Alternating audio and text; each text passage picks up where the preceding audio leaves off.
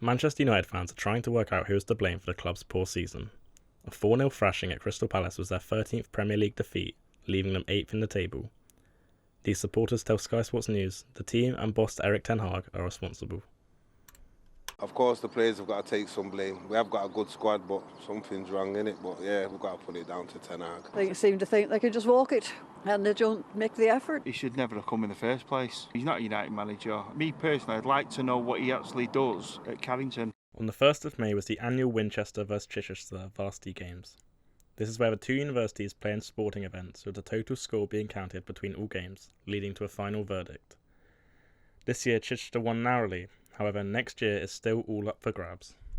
Last night was the second game between the Denver Nuggets and the Minnesota Timberwolves.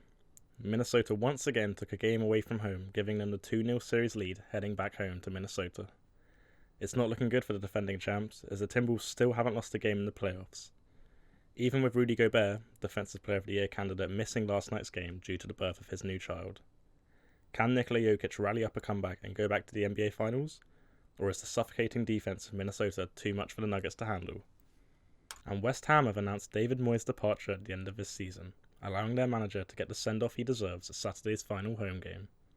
He took over his second spell in charge in December 2019 and guided them to the Europa Conference League, their first major trophy in 43 years. It was the style of play, however, that many fans didn't like to watch.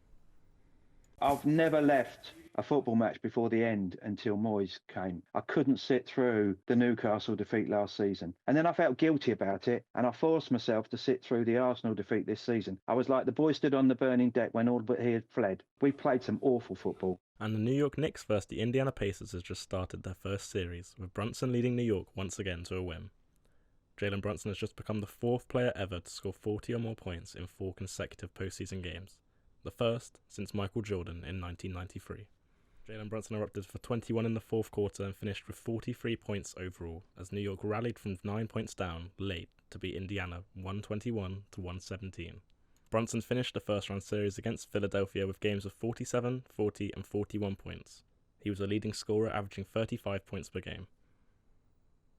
Norberto Solano says taking charge of non-league Blyth Spartans is a great opportunity. The former Newcastle, Aston Villa, West Ham and Leicester City midfielder spent 7 years as assistant manager with the Peru national team. Solano tells Sky Sports News he aims to follow in the footsteps of Eddie Howe. It's a many example of managers being in low division enough to grow like this. That's happened to everyone. Doesn't matter if we play in the high level football, we have to start from the scratch. It's no problem at all. I don't mind. So it was a good test for myself, for everyone. Charlie Blake, Winchester News Online.